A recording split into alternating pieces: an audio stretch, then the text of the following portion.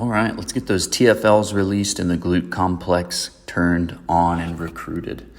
So we can go for 3.5 minutes here. You can keep going for a full 5 minutes. We're going to put that leg over the base leg in a shin box and lean back to our elbows. Maybe you can't get this far just yet, but we'll aim to get there and then eventually back to the floor. We're breathing low, slow through the nose, down into that waistline near the TFL stretch here for about 3 to 5 breaths. If you do find some space open up, you can lean back a little further.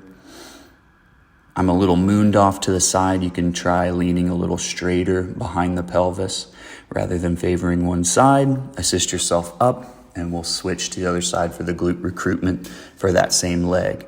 So we're pushing that shank down into the floor, coming up nice and slow. Spread the floor, belt buckle tilts up so you're very engaged in the back of the hips, the glute complex.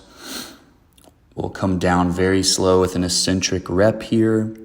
The slower, the better, the harder, but do what's right for you. And if you experience discomfort, assist yourself by touching your hands to the inner knee on the front leg.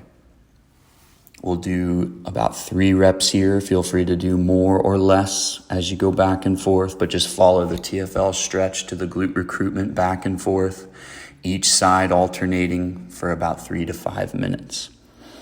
We'll come back down. We're going to switch sides so we'll actually stay over here and we'll flip that foot up on the knee. We'll lean back. We'll see how far we can go, how much stretch we get.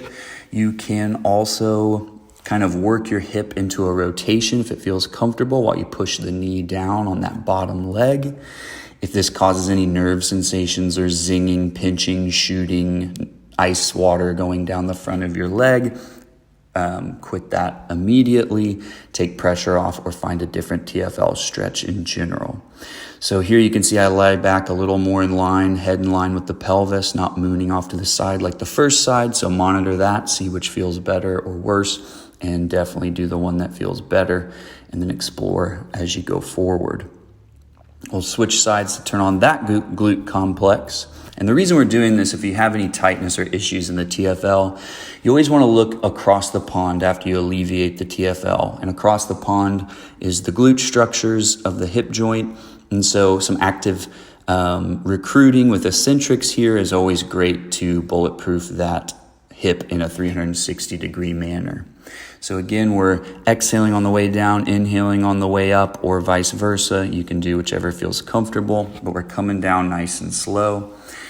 We'll go back into the initial TFL stretch, and we'll do another round over here. I'm rotating my hip and driving my knee long and down away from that rotated hip. You can explore these ideas, but if they cause any discomfort, just kind of hang out in a rested, passive state before you move into that progression. 3 to 5 breaths, slow in through the nose, down to the waistline, fogging a mirror with your exhales at the back of the throat. And then we go into the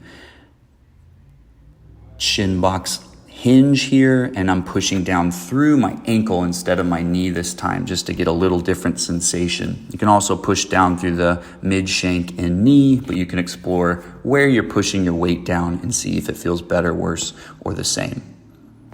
So feel free to keep going or pause here.